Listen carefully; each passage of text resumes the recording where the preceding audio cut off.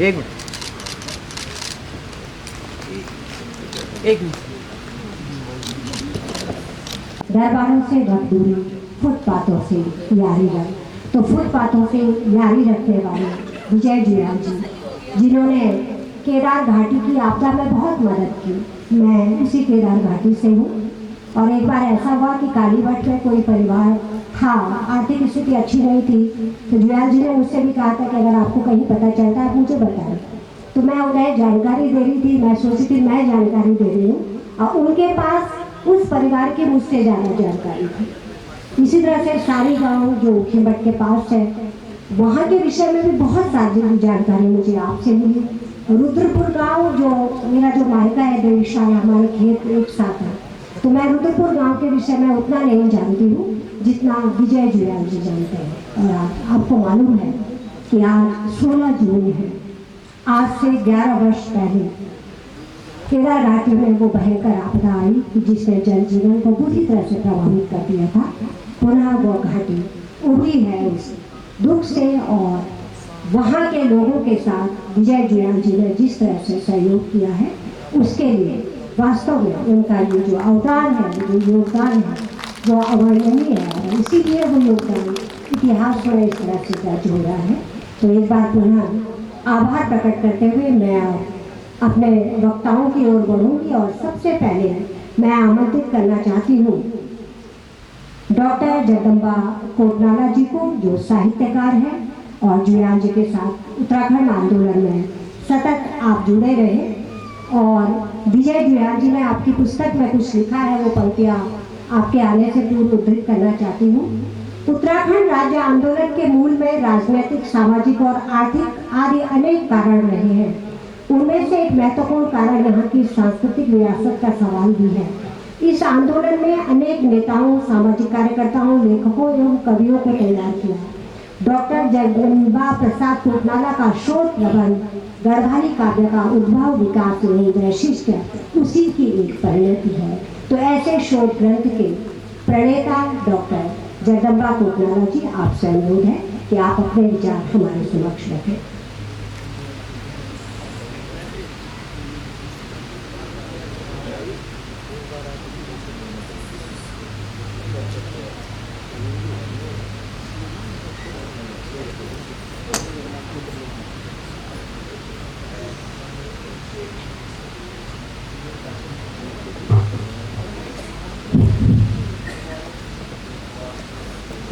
मंच पर उपस्थित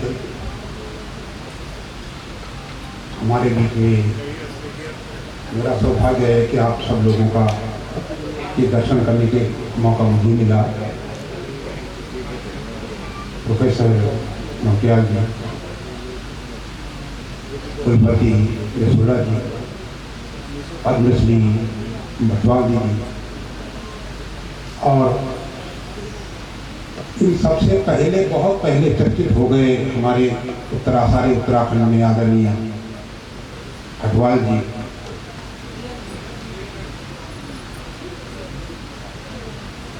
बहुत पहले जब प्रयास पत्रिका चलती थी एक, तब मैंने बीना बहन को पढ़ा था और आज वो उत्तराखंड की प्रमुख प्रतिष्ठित कवित्री साहित्यकार हैं बीना जी और मेरे बड़े भाई और गढ़वाल के अच्छे गीतकार कवि आदरणीय महेंद्र ध्यानी जी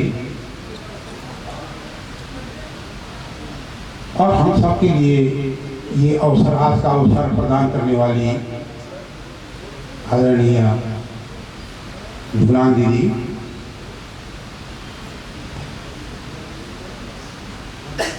क्योंकि किताब के बारे में, जुयाल जी के बारे में बहुत सारे लोगों को किताब के बारे में काफ़ी विस्तार से आदरणीय ध्यानी जी ने बता दिया है।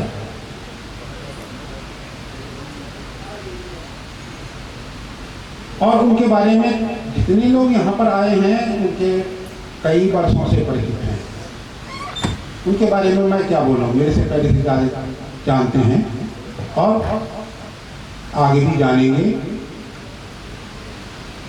हमारे गढ़वाल में एक कहावत है, बल हिटो मठ पहुँच चुके छोटे नाटेकत का विजय जुयाल और छोटे ही कद की श्रीमती जुगलान, इन दोनों जो नाटेकत के लोगों ने कितना बड़ा काम कर दिया कि हमको ये मौका दिया और हम सब लोग यहाँ पर उपस्थित हैं, एक दूसरे को सुन रहे हैं, समझ रहे हैं, महसूस कर रहे हैं। अभी 2-3 बार जिक्र आया कि मैंने कहा कि विजय जुयाल को किसने उकसाया। इस बंदे को क्या पड़ी थी कि यहां से 1500 किलोमीटर दूर मुंबई में कौथी होता है हर साल, 1500 किलोमीटर दूर यहाँ से कोदा झंगोरा वगैरह वगैरह जो हमारे उत्तराखंड का धान्य श्री धान्य है, उसको ले जाकर के वहाँ 7 दिन तक स्टॉल लगाए, यहाँ से पूरी टीम ले जाए। व्यास जी उसमें बहुत मेहनत कर रहे हैं, उनको आर्थिक सहयोग कर रहे हैं।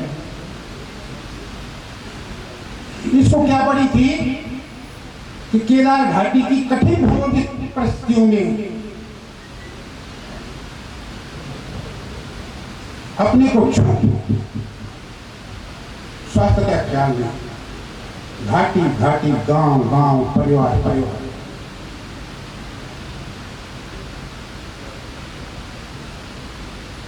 इसको क्या पड़ी थी। उत्तराखंड आंदोलन में तो हजारों लोगों ने, लाखों लोगों ने हिस्सा लिया। इसको क्या पड़ी थी अपना घर परिवार छोड़ेगी।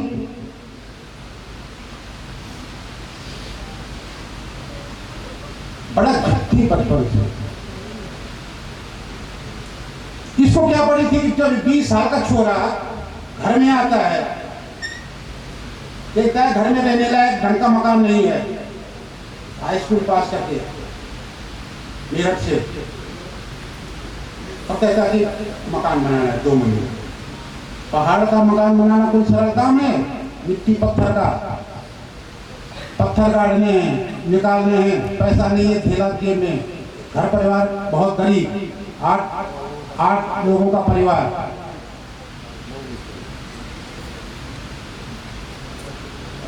उससे अगर थोड़ा सा पीछे जाएं तो इसको क्या पड़ी थी कि बेगम जब घर से निकल पड़े कि भाई ने कह दिया कि अब मैं तेरे को 8 दिन के पास नहीं पढ़ा सकता, तो झोला लेकर के बेगमपुर पे पगला सा घूम रहा है 14-15 साल का छोरा।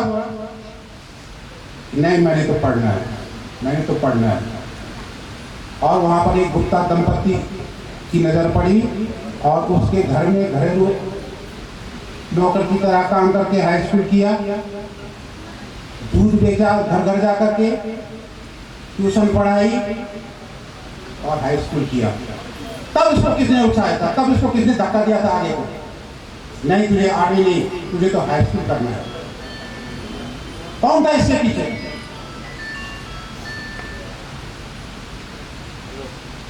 उत्तराखंड आंदोलन में इतने लोग आए। उत्तराखंड आंदोलन ने बहुत सारे लोगों को एक नई दिशा दी है। उत्तराखंड आंदोलन ने बहुत सारे लोगों को बर्बाद करके रख दिया।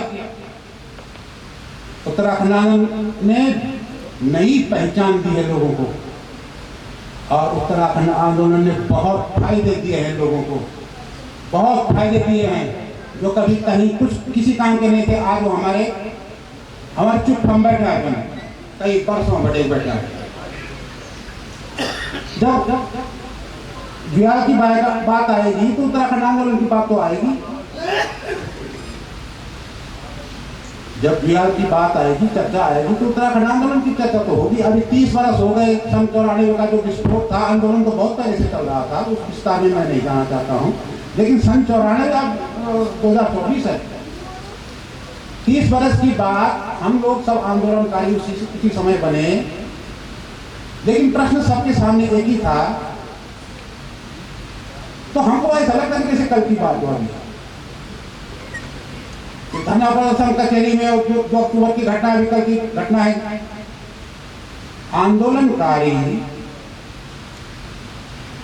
आंदोलनकारी पुलिस की लाठी न खाए, जेल न जाए, तो आंदोलनकारी क्या?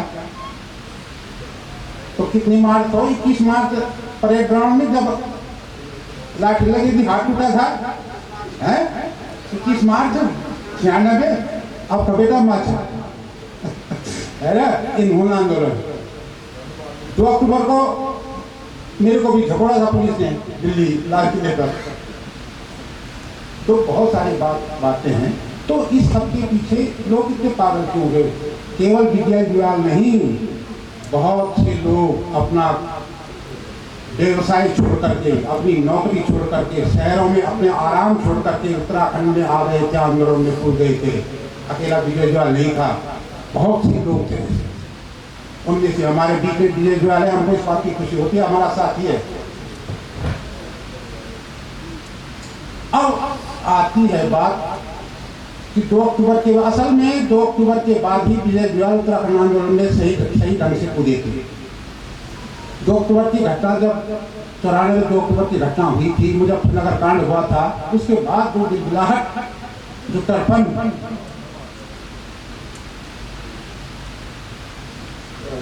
सारे उत्तराखंड में फैल गई थी, तो उसी पीड़ा को लेकर के विजय जुयाल पगला गए थे।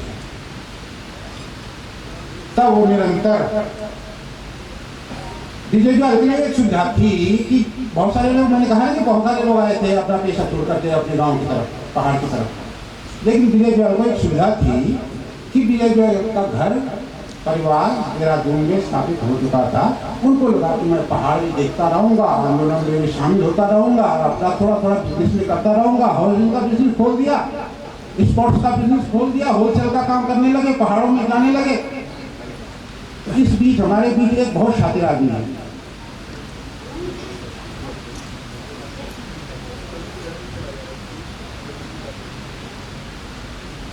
हमारे बीच में एक बहुत शातिर आदमी है। वो देखता रहता है, नजर गिद्ध नजर है उसकी, पहचानता रहता है लोगों को कि कब किसको झपटो, कब किसको पकड़ो। हाल लोकेश नवानी की नजर पड़ गई विजय जुयाल पर, कैसे कैसे लोगों को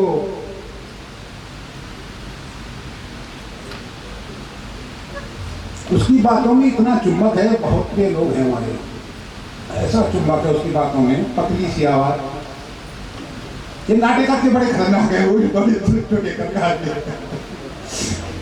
ना, छोटे कक्का है वो भी है ना। तो उन्होंने वो दीपक पोखरियाल के साथ विजय जुयाल, मैं कहानी नहीं सुना रहा हूँ, मैं एक सत्संग सुना रहा हूँ तुमको विजय जुयाल के बारे में।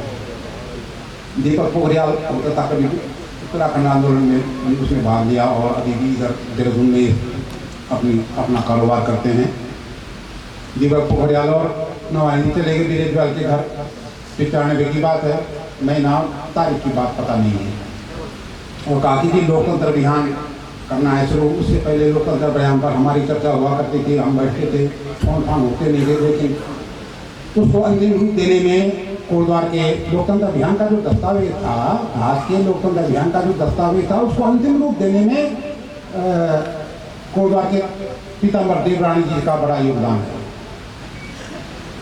ये कहानियां हैं, किस्से हैं। आप साहब तुमको पता दिया कि भाई तुम तो जाते रहते हो, अपना आंदोलन भी करते रहो, आंदोलन में हिस्सेदारी करते रहो, वहाँ से समाचार आते रहो, वहाँ से लोगों को समझाते रहो। लोकतंत्र अभियान का काम आगे बढ़ाना है। अब ये लोकतंत्र अभियान है बोला क्या? भाई राजनीति हमने सीखी थी, दलगत राजनीति कांग्रेस ने की थी, भाजपा उभर रही थी। ये लोकतंत्र अभियान क्या चीज है? जन सरोकारों को उभार करके जनता को लामबंद करना, जनता की जरूरतों को, जनता के शोषण को, पहाड़ की जरूरतों को, पहाड़ के प्रश्नों को जनता को समझाना और उसके लिए लामबंद करने का जो तरीका, जो थीम लोकतंत्र अभियान लाया था, वो अभियान था लोकतंत्र अभियान।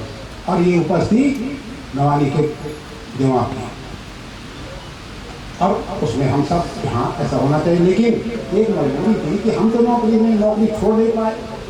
विजय जुयाल आजाद आदमी, इसलिए ये बंदा ठीक रहेगा, ये बंदा ठीक रहेगा, और इसके लिए राजी हो गए। विजय जुयाल भी तैयार हो गए, जाते रहते थे। कहा मैंने कि कई लोगों को बर्बाद किया उत्तराखंड आंदोलन में। अब देखो, काम तो करना था लोकतंत्र अभियान का, वहाँ जाकर के जब देखा कि आंदोलन 2 अक्टूबर के बाद 2-4 महीने में शिथिल पड़ गया, तो लोकतंत्र अभियान का काम आगे